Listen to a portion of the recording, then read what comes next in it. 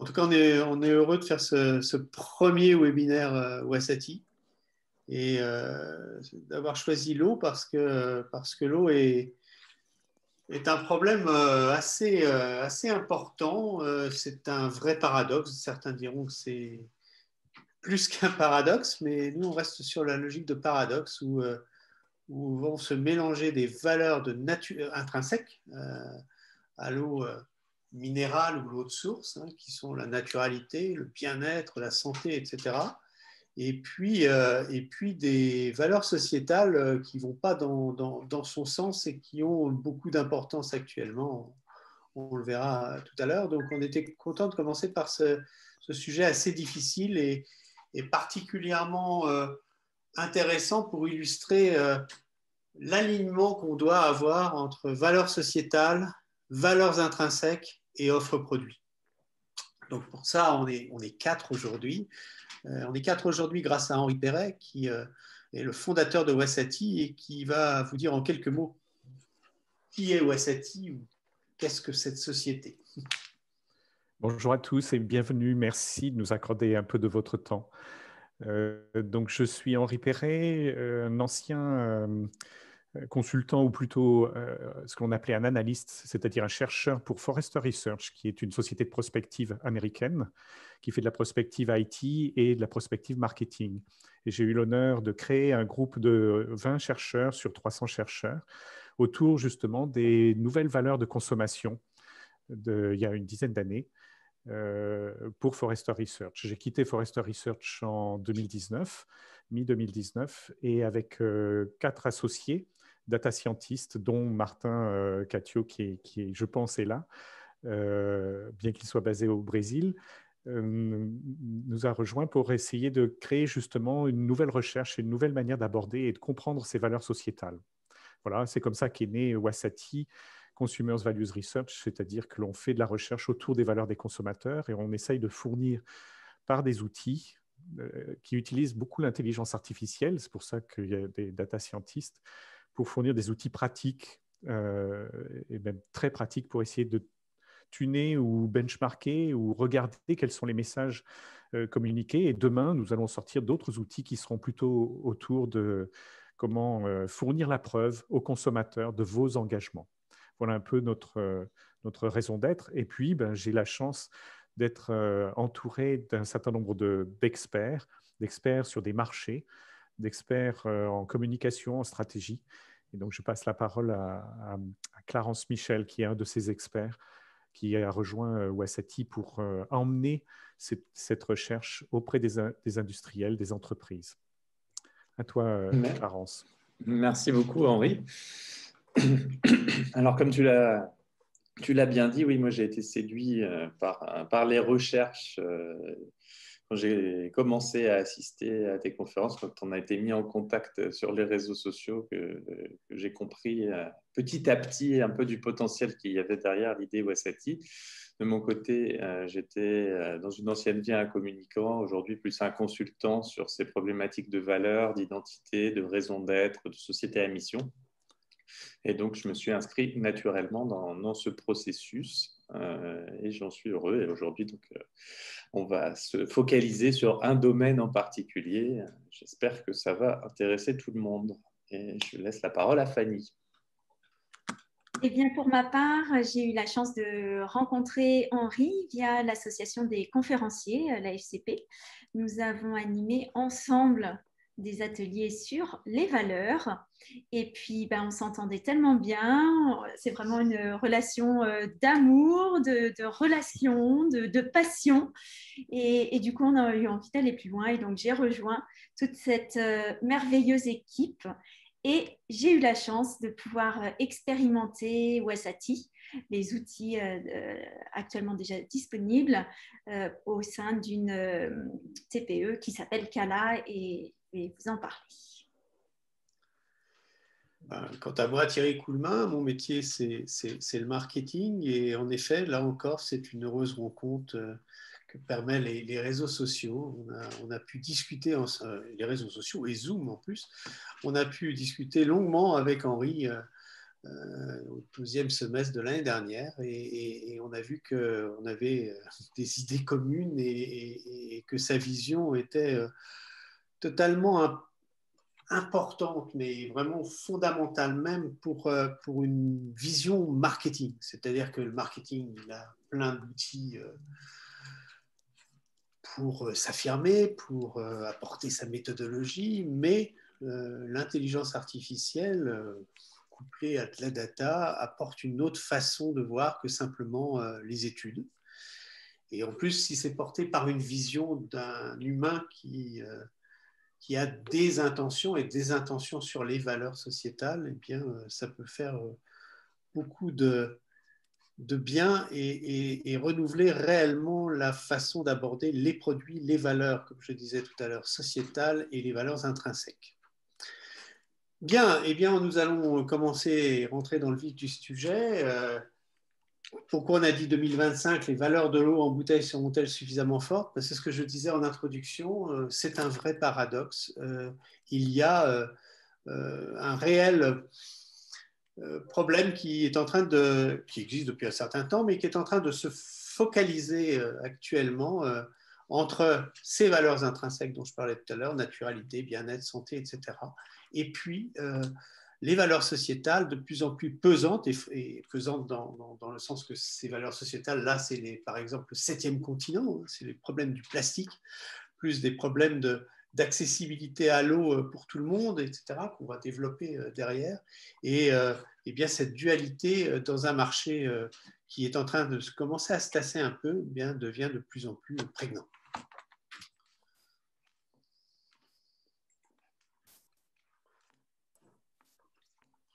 On va voir un peu un contexte marché, puis ensuite les fameuses valeurs sociétales fortes, les attentes des consommateurs, quelques analyses d'acteurs, et puis une conclusion sur l'intérêt des data et d'intelligence artificielle au service de cet alignement dont je parle depuis le début.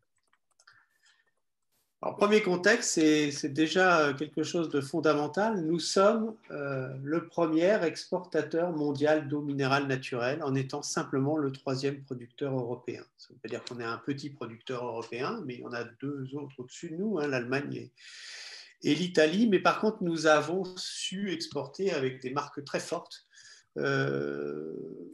exportation mondiale, avec des marques très fortes, et donc de pouvoir contribuer à l'expansion de l'eau en bouteille, de l'eau minérale ou de source en bouteille au travers du monde. Et ce n'est pas négligeable du tout, puisqu'on voit que c'est un marché mondial à peu près de 400 milliards de litres.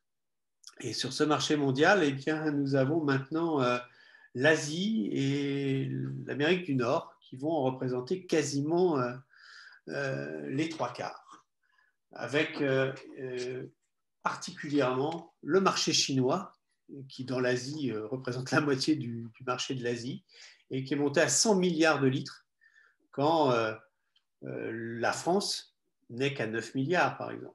Donc, avoir 10% du marché chinois, c'est avoir quasiment l'équivalent de 100% du marché français. On voit bien donc que pour des multinationales de l'eau qui sont bien armées à cette exportation, eh bien, c'est un enjeu colossal, et c'est un enjeu qui a été pris puisque nos groupes minéraliers ont pris de belles parts de marché, par exemple en Chine, soit en exportant, comme on vient de le dire, soit tout simplement en s'implantant et en ayant les licences, la capacité de puiser les ressources, même sur le sol chinois, avec nos propres techno et nos propres process.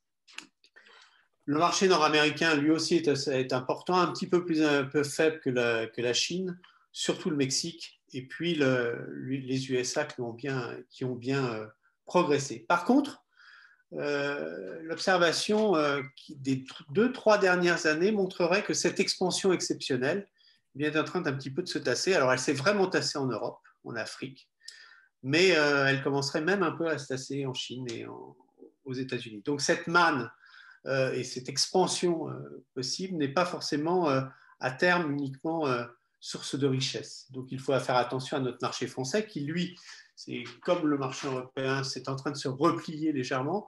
n'est pas négatif, hein, mais il est en train de se replier légèrement. Alors, il n'est pas négatif non plus en 2020, puisque avec la Covid, il y a eu une légère reprise de l'eau, mais le marché est plus réduit.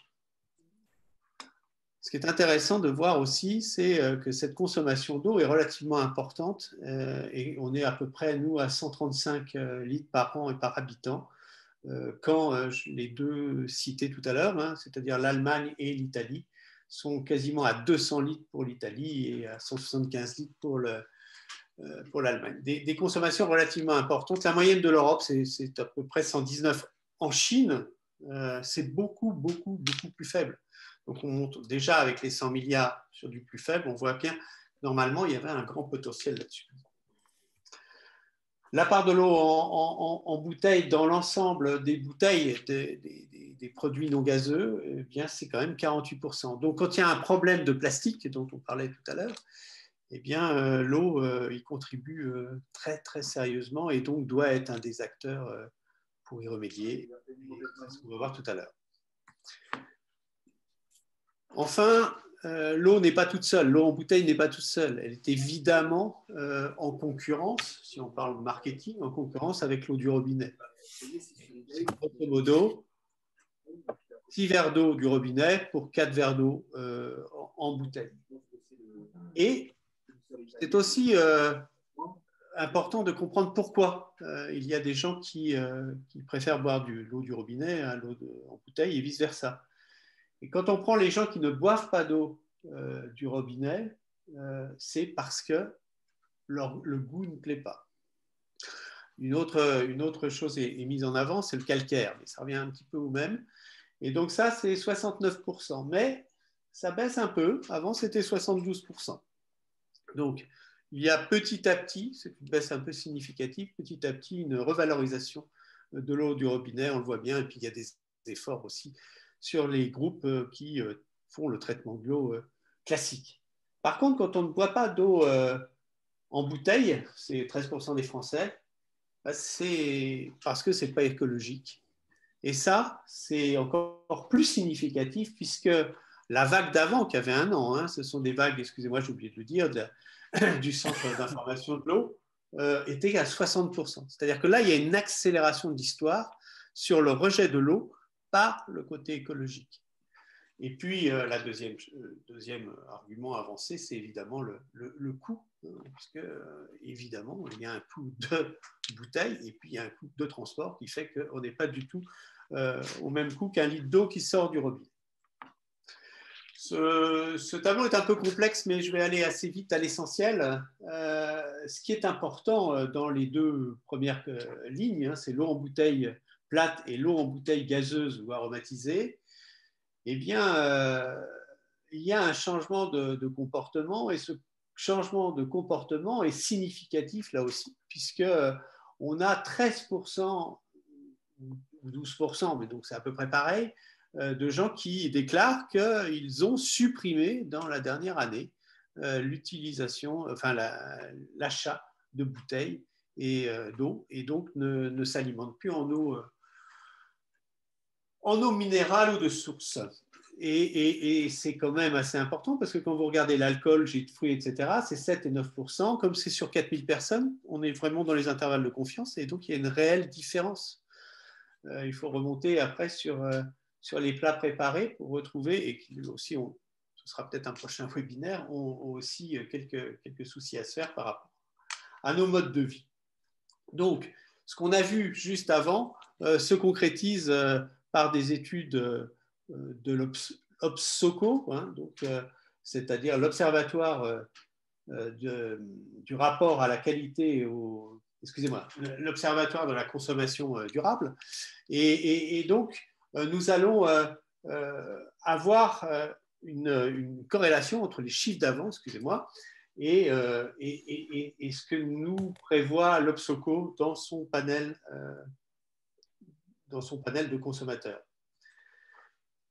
Dernier point.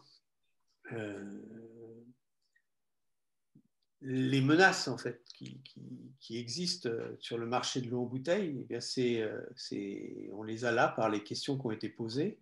Utilisez-vous une gourde?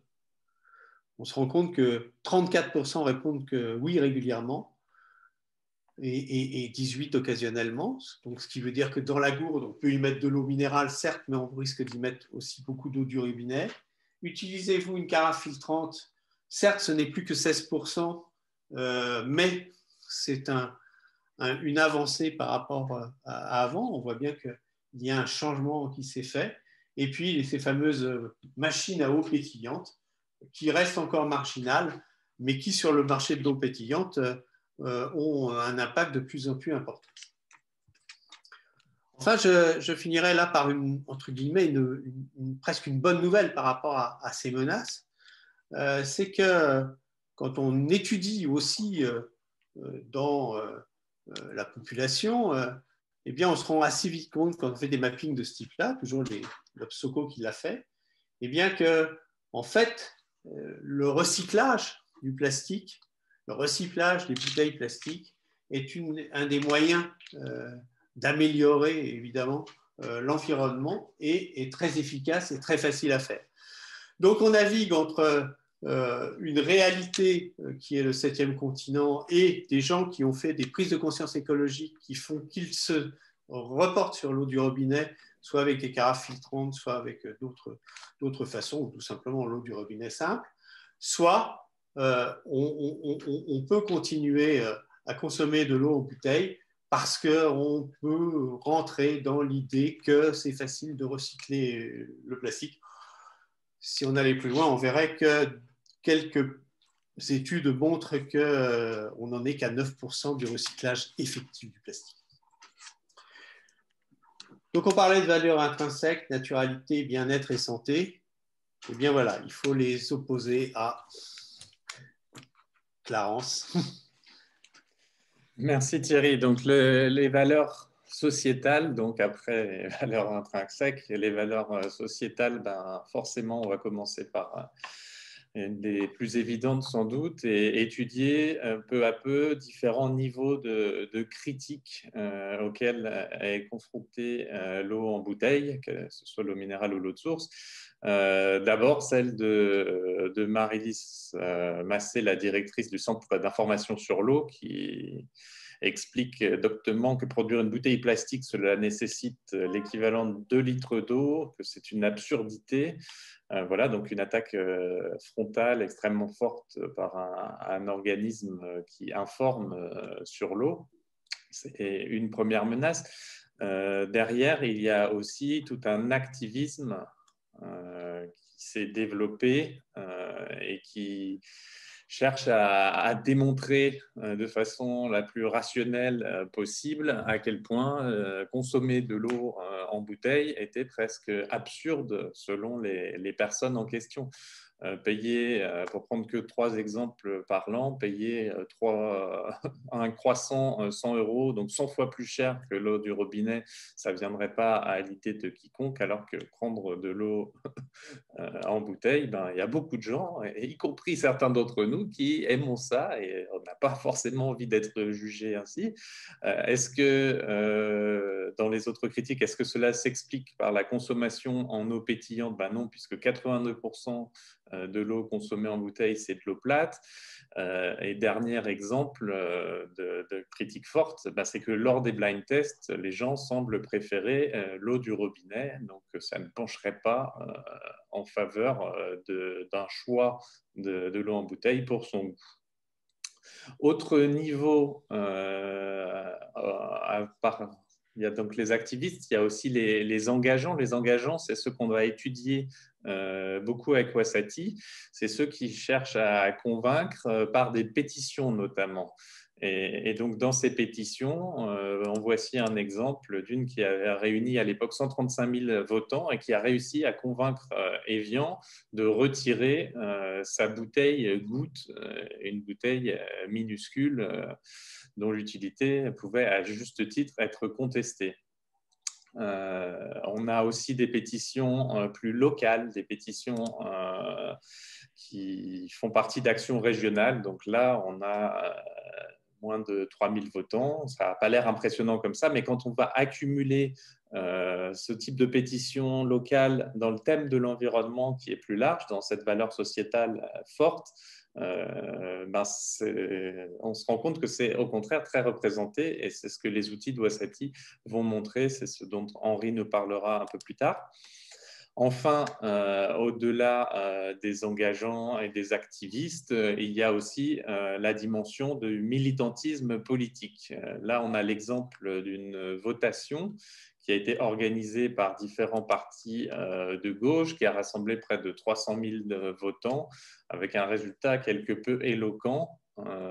Presque 100% de oui, mais quand on lit la question, on comprend déjà un petit peu mieux comment on a pu arriver à ce résultat. Êtes-vous favorable à l'inscription dans la Constitution française du droit à l'eau et l'assainissement, à protéger l'eau et à interdire son accaparement par les multinationales? Là, on en reconnaît la patte politique dans la dernière partie de la phrase, mais le début de la question, forcément, cherche à provoquer cette réponse. Et donc, je passe la parole à Henri qui va nous parler des attentes de ces fameux consommateurs, lui qui en est le spécialiste. Merci Clarence. Ce que l'on a vu un petit peu avec les différentes slides de Clarence, c'est qu'en fait, on peut classifier et essayer d'établir une nouvelle segmentation. Cette segmentation, donc là, sur la courbe en S, qui est une courbe typique d'adoption d'un nouveau domaine, un domaine sociétal, donc l'environnement, la santé ou quelque chose comme ça, eh bien, on peut identifier les activistes, ils font 1, 2, 3% de la population, la masse, qui est coincée entre 3% et 80%, et puis les gens qui sont plutôt opposants ou qui n'y viendront que très tardivement à changer leur comportement, etc. Ce qui est très intéressant dans ces nouveaux supports, comme les sites de pétition, mais il y en a plein d'autres, que l'on appelle, nous, les réseaux sociaux d'engagement, c'est que l'étude de ces réseaux sociaux d'engagement nous permet d'étudier ce que l'on appelle les engageants, c'est-à-dire une nouvelle catégorie de gens qui ne sont pas prêts à faire comme les activistes, qui sont vus par la masse comme des extrémistes. Hein, on ne vote pas pour les écologistes, pourtant on aimerait bien que ça s'améliore l'écologie. Pourquoi? Parce qu'on a trop peur qu'ils prennent des décisions qui souvent ils n'assument pas. Ils disent non, c'est la faute des autres, non, etc., etc. Non, mais pourquoi on ne vote pas pour les écologistes? C'est tout simplement parce qu'on a très peur qu'ils nous empêchent de prendre notre voiture. Et si c'est bien, effectivement, là où il y a beaucoup de transports en commun, je vous garantis, moi qui suis né dans le Massif central, que ce serait bien impossible d'avoir une vie à peu près normale sans voiture dans le Massif central. Donc, ce qui nous intéresse, nous, c'est plutôt ces engageants qui, groupés avec les activistes, peuvent monter à 10%. Et on sait, par l'étude des mouvements de foule, que 10, 15, 19 ou 23% sont des points de bascule, sont potentiellement ce qui va permettre le passage à la masse.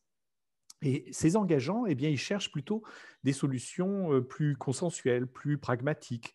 Ils montrent le chemin à la masse de quelque chose qui pourrait être un changement plus global pour la société.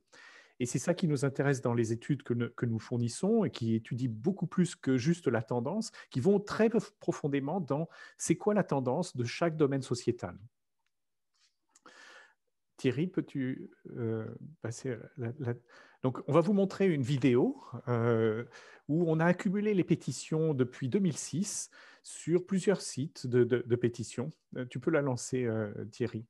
Où on voit apparaître au fur et à mesure du temps un certain nombre de sujets. Donc, vous voyez apparaître là l'environnement et puis petit à petit la justice, etc. Et on va avoir comme ça un espèce de mix entre des valeurs dites traditionnelles, les valeurs comme la justice, les droits des femmes, le droit de l'enfance qui font partie des droits humains, mais aussi un mix avec des domaines beaucoup plus sociétaux qui sont exprimés typiquement par Greta Thunberg quand elle dit ben, « moi je veux bien vos valeurs traditionnelles, mais résolvez-moi le problème de la pollution ou résolvez-moi le problème du climat ». Eh bien, c'est ces jeunes qui effectivement se construisent un système de valeurs différemment grâce aux réseaux sociaux et qui commencent à s'exprimer ou à exprimer un certain nombre de volontés. Donc, vous voyez que le sujet protection animale devient très fort. Ça, c'est plutôt une valeur sociétale, mais c'est mixé avec des valeurs beaucoup plus traditionnelles comme la justice ou la culture citoyenneté. L'environnement est monté à la 4e position. Il a été pendant très longtemps en 6e, 7e. Il est apparu et il a commencé à s'amplifier avec la COP 21. Vous avez la santé qui prend une grande importance avec la Covid, mais qui globalement reste quand même dans le deuxième groupe, la justice économique, la protection animale. En fait, ce graphique vous montre comment évolue non seulement le total des pétitions qui est de votants, qui représente quand même 300 millions de votants à peu près, ou de votes parmi ces pétitions. Donc, ça permet de classer les sujets, de voir un petit peu comment ils évoluent, comment ils prennent de l'importance. Ça, c'est typiquement une courbe de tendance que nous sortons avec nos études et nos données. Ce qui est plus important, là, on va pas voilà. Ce qui est plus important, c'est qu'on va plus loin que de juste donner les tendances, que l'on retrouve aussi avec les sites qui font des études de sondage ou bien ce qui est fait aussi sur le social listening. Ça, on utilise les mêmes technologies de social listening, sauf qu'on va beaucoup plus loin. Par exemple, sur le domaine de l'environnement, on retrouve les mots-clés et les mots-clés les plus cités parmi toutes les pétitions qui ont été regroupées. Donc, c'est l'intelligence artificielle qui va déterminer les domaines sociétaux et qui, en plus, derrière, va nous dire à quoi correspondent ces domaines sociétaux, quels sont les mots qui sont les plus souvent, alors ce n'est pas seulement plus souvent, mais qui sont les plus appropriés pour déterminer en fait ce domaine sociétal. Eh bien, on voit que ça parle de l'eau, mais pas de l'eau des océans, pas de l'eau lointaine, de l'eau de la commune, de la zone, de l'environnement, du site. Mais ça parle aussi, le domaine environnement, d'antennes, de déchets, de pollution. Vous voyez que ces mots viennent un petit peu après. Ça parle aussi de forêt, de risques, d'agriculture, de villages, d'éoliennes. Donc, vous voyez que quand on commence à parler de l'eau, très rapidement, on va être associé à cette notion d'environnement. Et donc, on peut déterminer que le consomme-acteur de l'environnement, voilà les sujets auxquels il s'intéresse. Voilà les mots aussi que l'on doit utiliser dans la communication pour lui parler et que ça ait du sens. On a aussi, on récolte toutes les pétitions et sur ces pétitions, eh bien, on s'aperçoit qu'il y a un certain nombre de pétitions que j'ai notées avec les flèches en bleu, pardon s'ils sont un petit peu petits, mais ce sont les sujets qui peuvent se raccrocher à l'eau. Rétablissons la consignation de verre en France, interdisons les pailles en plastique en France. Pour le retrait des mini-bouteilles d'Évian, stop au plastique, agissons ensemble. Bref, ce qui est intéressant aussi avec ces exemples-là, c'est que l'on commence à voir les actions, les engagements, des idées de qu'est-ce que réclame le consommateur et ce sur quoi il est prêt à s'engager, puisque à chaque fois qu'il vient voter pour une pétition, eh bien, il vient dire, là, je ne veux plus que l'on fasse certaines choses et on veut changer de comportement. Donc, c'est un autre élément qui n'est pas disponible dans les réseaux sociaux ou le social listening de Twitter, Facebook habituel. Et ce n'est pas non plus des choses qui sont facilement récupérables via des questionnaires. Parce que dans les questionnaires des sondeurs, les gens vont dire oui, bien sûr, à tout. Mais est-ce qu'ils sont véritablement prêts à perdre du temps, de l'argent ou bien de l'énergie pour passer à l'acte, pour passer à l'engagement? On va passer maintenant un peu aux acteurs. Oui, Thierry. Non, très bien. On va passer maintenant aux acteurs. À toi la parole. Oui, alors, juste un mapping, c'est aussi pour recroiser un peu l'information et voir si tout est cohérent. Donc là, c'est une source alexa.com, c'est aussi un système algorithmique qui étudie en fait le recouvrement des sites Internet, recouvrement au niveau des mots-clés qu'ils utilisent et recouvrement autour des populations qui viennent sur le site.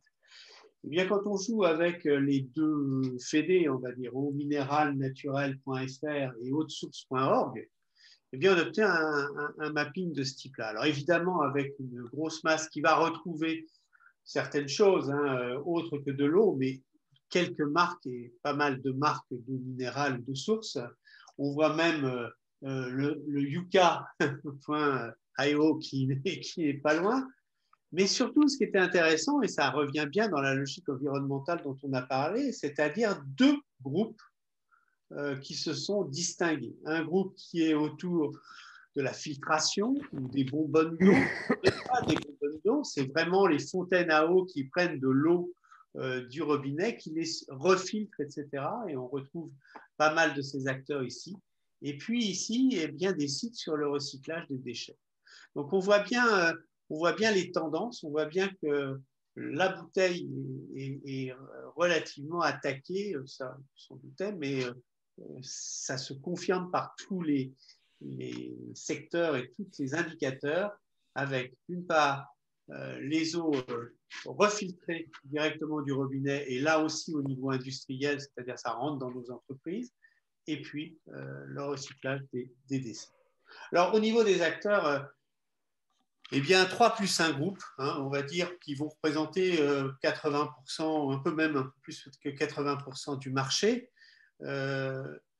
Évidemment, il y a des acteurs encore indépendants, mais qui sont d'une part le groupe Alma, où vous avez leur principale marque sur la gauche de Cristalline à Chambon, évidemment Danone, évidemment Nestlé, et puis le groupe Au'Jeu, qui a des marques qui sont connues, hein, qui ont fait pas mal de pubs telles que Kézak, ou qui sont connues régionalement, étant Rennais, Planquette est à 2 pas d'ici.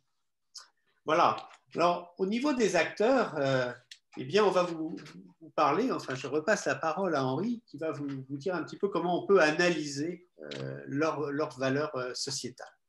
Donc, je vous ai montré un peu précédemment les études que l'on faisait, le résultat des études de l'analyse des pétitions et de regroupement par l'intelligence artificielle de ces fameuses pétitions. On a essayé avec un site web avec l'équipe de développeurs nous avons développé, qui s'appelle aligning.wasati.com et que vous pouvez utiliser et que je vous engage à utiliser.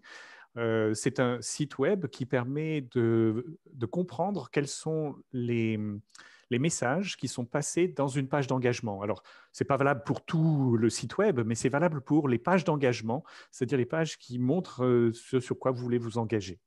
Et à partir de là, on obtient des graphiques, tu peux nous montrer Thierry, où on a analysé un acteur, là en l'occurrence, et un premier qui parle de l'environnement, pratiquement à 100%, un deuxième qui parle d'environnement, mais aussi un peu de vie locale, un troisième qui parle d'environnement et puis de protection animale, mais dès qu'on a des chiffres en dessous de 10%, c'est plus tout à fait significatif. Et ça, c'est vraiment quelque chose que l'on voit. On peut dire que 80% des marques qui ont des sites web avec une page d'engagement parlent d'environnement. Et donc, le problème, c'est comment fait-on pour se discerner, se différencier, essayer de parler, bien sûr, de l'eau, bien sûr, de naturalité, bien sûr, de santé, mais on voit bien que la santé, elle n'apparaît pas obligatoirement.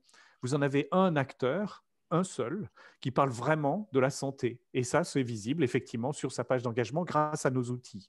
Mais sinon, il n'y en a vraiment aucun autre ne parle véritablement de santé, ou en tout cas, la perception de ce fameux consommateur n'est pas bonne.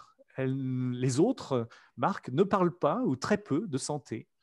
Donc, je ne vous dirai pas quel est le point com ou quel est l'acteur qui est derrière, mais je vous engage à faire des tests, d'aller chercher les pages d'engagement de ces acteurs-là et puis de tester sur notre site qui est en bêta.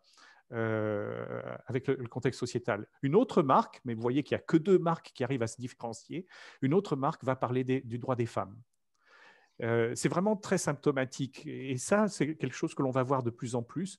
Nous pensons, chez Wasati, avec le groupe d'experts, que si on veut se différencier dans la durée et pour de nombreuses années, c'est pour ça qu'on parlait un peu de 2025, il faudra de plus en plus réfléchir à son positionnement et son positionnement différenciant, pas uniquement de clamer les mêmes choses que tout le monde autour de l'environnement. Hors de ça, ça sera de plus en plus difficile dans un marché qui se réduit, comme on a pu le voir dans les changements de consommation. On a vu par exemple dans l'habillement, dans d'autres domaines où les marchés qui se contraignent comme ça, ce qui va être recherché de plus en plus pour différencier par le consommateur, c'est justement ces différences de valeur, d'engagement et de montrer cet engagement, non seulement de le clamer dans un site web, mais demain d'en apporter les preuves et de montrer l'impact que l'on génère par ces engagements, non plus uniquement sur le truc bateau, l'environnement, ok, c'est l'eau, etc., mais sur des choses qui sont à côté, qui nous différencient et qui permettent de dire,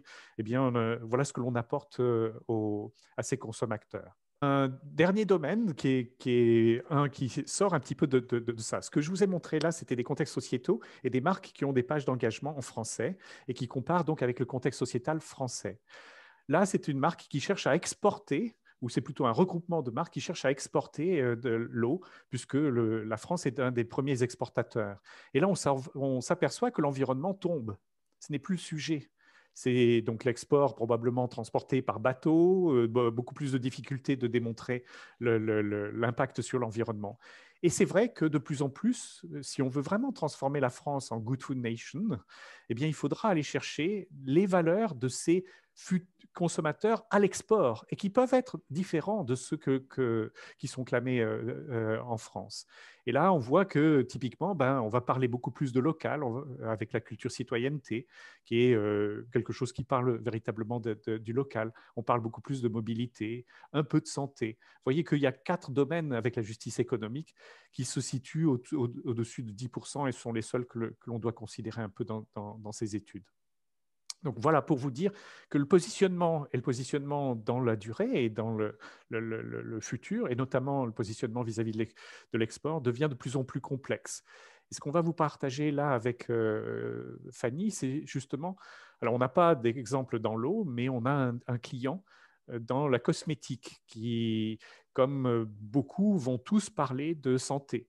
Dans la cosmétique. Et en fait, pour arriver à se différencier, eh bien, il faut aller chercher autre chose que le truc bateau dont toutes les marques se prémunissent ou vont chercher à communiquer. C'est ce que va nous montrer Fanny dans une première démarche autour d'un cas concret sur la cosmétologie. Merci Henri.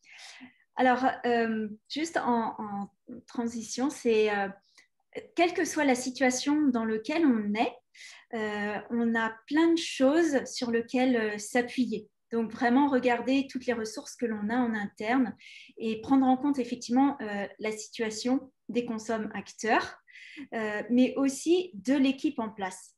Et plus vous allez être aligné entre votre équipe et puis les consommateurs que vous avez envie de cibler, plus vous allez voir que vous allez avoir du soutien, il va y avoir vraiment une démarche fluide dans votre business. Donc, ce point-là est vraiment important. Ensuite, la démarche qu'on vous propose, l'idée, c'est vraiment de s'adapter à votre entreprise, à le secteur, voilà, l'état d'esprit, où vous en êtes. Et l'idée, c'est vraiment d'aller un petit peu plus loin. C'est vraiment de se dire où est-ce que j'en suis et comment je peux aller pour aller un petit peu plus loin, me challenger davantage pour aller dans cette démarche des consommateurs. Et donc, j'ai eu la chance de proposer cette approche pour Cala, qui est donc une entreprise à base de beurre de karité biodynamique, et on va même jusqu'à charger en amour. Et au niveau, pour faire le parallèle avec l'eau, j'ai moi-même vécu 5 ans en Inde et j'ai expérimenté au départ, l'eau du robinet n'était pas possible tellement c'est pollué. Donc du coup, on prenait de l'eau filtrée. Mais après, avec l'eau filtrée, en fait, on s'est aperçu qu'on avait une carence au niveau santé. Donc du coup, on a pris de l'eau en bouteille. Et donc, c'est pour vous dire qu'en fait, quelle que soit la situation, il y a toujours des opportunités possibles. Et si on prend ce même parallèle que de l'expérience qu'on fait nous au niveau de Cala, se dire on veut des produits chargés en amour, sachez qu'il y a des expériences faites au niveau, alors là ça peut paraître un peu originaux pour certains, mais il y a des expériences faites sur l'eau qui montrent qu'en fait, suivant l'énergie dans laquelle on met l'eau, eh bien, les résultats sont complètement différents. Et donc, du coup, comme la plupart des produits, par exemple les produits de soins, eh bien, sont à base d'eau, ou nous-mêmes, nous sommes à base d'eau, et bien, suivant l'énergie dans laquelle on met, eh bien, les résultats ne vont pas être du tout les mêmes. Alors, la démarche qu'on a choisie, qui convenait à la taille de l'entreprise, 5 personnes en France, une trentaine pour l'instant au Bénin, eh bien, a été de travailler avec toute l'équipe en France, d'abord sur la mission, la vision, la raison d'être, les valeurs.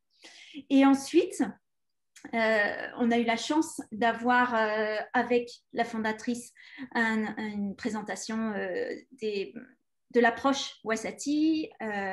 Et du coup, on a refait des ateliers avec toute l'équipe sur quelles sont les valeurs sociétales qu'on a envie de retenir, comment on a envie de toucher nos consommateurs acteurs. Et puis, c'est se dire aussi, limitons-nous. Parce que, en fait, OK, on a des grandes envies, des grandes ambitions, mais osons faire étape par étape pour avoir une communication claire et puis aussi des actions claires et très pratiques, en fait.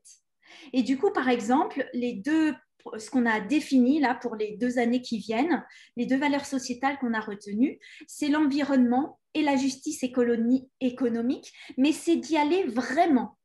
Et donc, du coup, l'étape suivante, ça a été, une fois qu'on avait retenu avec l'équipe ces valeurs sociétales. Alors, ce qui a été très intéressant, c'est que dans l'équipe, vous avez aussi bien des gens comme moi très engagés, parce que dans cette entreprise, j'ai le rôle de Chief Ethics et Governance Officer, donc très engagés, peut-être même un peu activiste sur certains côtés. Et de l'autre côté, des personnes dans l'équipe plus réticentes, en se disant mais est-ce qu'on ne va pas perdre des clients en étant si engagés, est-ce qu'on va pas... Et le fait de faire ces travaux a permis de mettre des éléments très concrets et de fédérer davantage l'esprit d'équipe. Donc, on a eu des résultats au-delà et des impacts au-delà de ce qu'on aurait pu imaginer en faisant cette démarche. Et donc, du coup, une fois issues les 2 valeurs sociétales retenues, donc inspirées par les travaux de Wasati, on a vérifié en fait dans des nuages de mots qu'extrait Wasati, dans des résultats aussi de pétition, voilà. Classement. Eh bien, comment est-ce que ça a du sens pour nous? Et du coup, on s'est dit, OK, là, c'est bon, ça a du sens pour nous, donc on va continuer dans cette directive.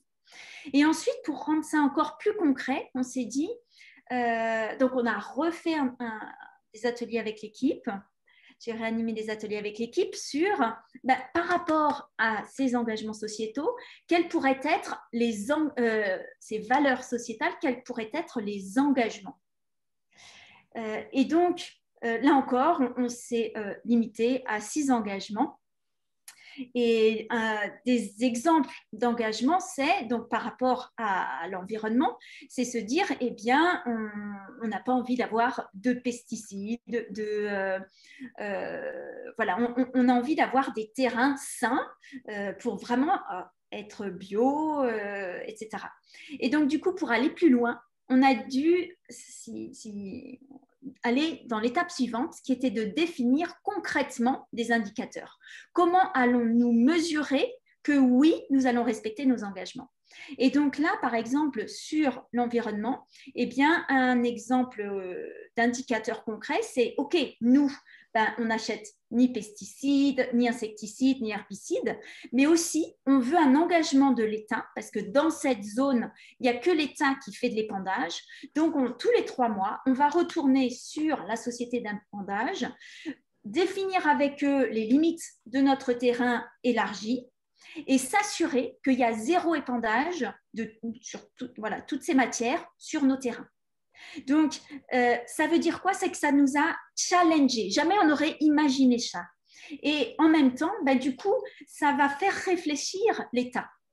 Parce que le Bénin est encore un pays assez bio et avec très peu de dynamique de ce type-là. Mais du coup, ça les sensibilise encore plus.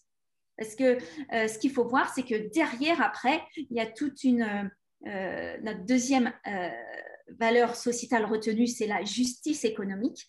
Et donc, en fait, le fait de payer les femmes qui récoltent le karité là-bas, si c'est bio, eh bien, du coup, on les paye 2 fois plus.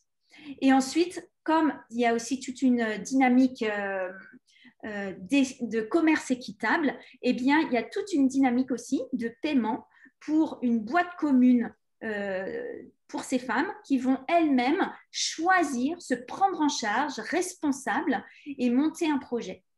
Donc, c'est se dire, quels que soient les sujets que l'on a à traiter, on peut vraiment se challenger et aller au-delà pour répondre davantage aux consommateurs.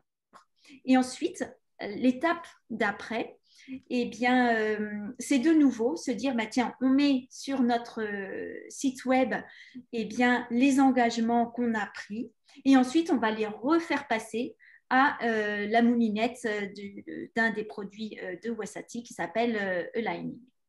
Alors, ce que je peux vous partager comme retour d'expérience, c'est que il y a un impact très concret. Ça nous a permis de définir nos engagements, d'être plus clairs vis-à-vis de nos consommateurs. Mais ça nous a permis aussi d'avoir des impacts, comme je disais tout à l'heure, qu'on n'a pas du tout mesuré que c'était possible. Donc, c'est à la fois nous challenger nous-mêmes, à la fois fédérer davantage l'équipe et montrer que ces idées d'activistes, ben, ce n'est pas que du délire en fait. On peut être très, très concret et trouver vraiment un équilibre économique. Donc ça, c'est important à voir et se dire, quelles que soient les difficultés du moment, derrière, il y a une opportunité.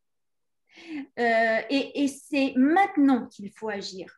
Ce n'est pas en attendant demain. Je vous reprends l'exemple, par exemple, de Kodak. Ils avaient une solution sur les nouvelles formes de photos qui allaient venir, mais ils n'ont pas osé. Donc, nous, on est là aussi pour vous donner la force d'oser. On est conscient que vous avez, on a parfois la courbe, hein, le gros de votre marché qui est voilà, la vache à lait, mais préparez demain. Et ça, c'est maintenant qu'il faut le faire. Et là, nous, on peut vous aider. Donc voilà, c'est vraiment ça le message que j'ai envie de vous faire passer. Et en petite anecdote aussi sur mon côté très activiste par rapport à l'eau, eh bien, sachez que au niveau créativité, il y a des choses incroyables qui peuvent être faites. Aujourd'hui, par exemple, il y a des bonbonnes spécifiques qui existent avec de l'eau réénergisée. Donc, il y a tout un nouveau marché qui se crée. De la même manière, au niveau, comme on sait maintenant que l'énergie, suivant ce qu'on met sur les phrases autour des bouteilles, eh bien, va avoir un impact sur l'eau. On peut oser être davantage engagé. Et du coup, énergétiquement, ça va changer l'eau. Donc, il y a plein d'idées à avoir. Et c'est maintenant que vous pouvez vous préparer au monde de demain. Voilà. Merci Fanny. Clarence, en deux mots, parce que le fil, est-ce que tu peux compléter pour d'autres types de sociétés des méthodologies? J'allais justement proposer de passer directement à la conclusion. La méthodologie, on vient de l'entendre. Henri, cette conclusion, alors. Oui, ce qu'on a essayé de vous montrer aujourd'hui, c'est juste, nous essayons avec Wasati et puis le groupe d'experts de vous offrir des outils ou une manière d'aborder les choses qui est justement d'aller chercher l'engagement. Je pense que derrière le mot engagement, il y a plein de gens qui pensent que c'est juste engager un client ou engager un employé. En réalité, derrière la notion d'engagement, il y a une espèce de notion de réciprocité. Ça peut être uniquement une réciprocité d'avoir, je m'engage à faire une autre qualité et en contrepartie, je vous paye pour faire cette non. De plus en plus, avec la recherche de sens qui apparaît auprès des jeunes, auprès de ces consommateurs, il faudra cette notion de réciprocité. Et mieux que ça, il faudra de plus en plus engager nos clients, les clients en règle générale, à participer à nos engagements. C'est-à-dire ce que dans les discussions avec Cala, par exemple, on imaginait que peut-être ça serait intéressant que certains des clients de Cala soient en connexion avec certaines des productrices au Bénin. Et donc de faire des échanges comme ça, de savoir-faire, des échanges d'utilisation, des échanges de recettes, des échanges de ah tiens, vous utilisez ci comme ça, etc. Et en fait, je pense que c'est cette notion-là d'engagement qu'il faut que l'on ait en tête pour que les entreprises, à terme, deviennent de plus en plus, non pas uniquement en carbone zéro et donc juste neutre, entre guillemets, neutre sur la consommation d'eau, on en a parlé, de la consommation électrique, on en a parlé, etc., mais de plus en plus réparatrices. et d'impliquer ces consommateurs dans cette notion de devenir entreprise réparatrice. Donc, en conclusion, ce que nous offrons chez Wasati, c'est la capacité de faire des études personnalisées pour chacun des acteurs de l'eau, en allant chercher et en mettant en adéquation à la fois des positionnements possibles et à la fois des choses qui sont réclamées par le consommateur, et d'essayer de trouver cet alignement qui permet d'engager mieux et qui permet cette réciprocité d'engagement.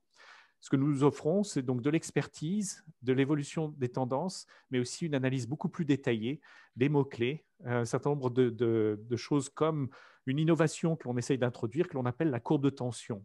Tout ça, c'est issu de recherches sociologiques qui font que des événements produisent des émotions. Nous, on arrive à détecter les émotions, mais les émotions toutes seules, non mises en parallèle par rapport à des systèmes de valeurs, ne produisent pas l'engagement, ne produisent pas l'achat, ne produisent pas véritablement ce que vous aimeriez qu'on achète plus votre marque pour vos engagements. Nous, ce que l'on va chercher, c'est justement des nouvelles technologies qui nous permettent de caractériser les domaines en tension, et donc de dire si ça vaut la peine, quelque part, de s'impliquer dans tel ou tel engagement ou dans tel ou tel domaine de valeur. Voilà un petit peu pour conclure. On ouvre maintenant la parole à tout un chacun aux questions, et on est très preneur de vos questions. Merci infiniment pour votre temps. Oh, oui, c'est fort intéressant, d'autant plus que je suis dans la construction d'une marque. Donc voilà, je pense que on en reparlera. D'accord. Je persuade mon client maintenant.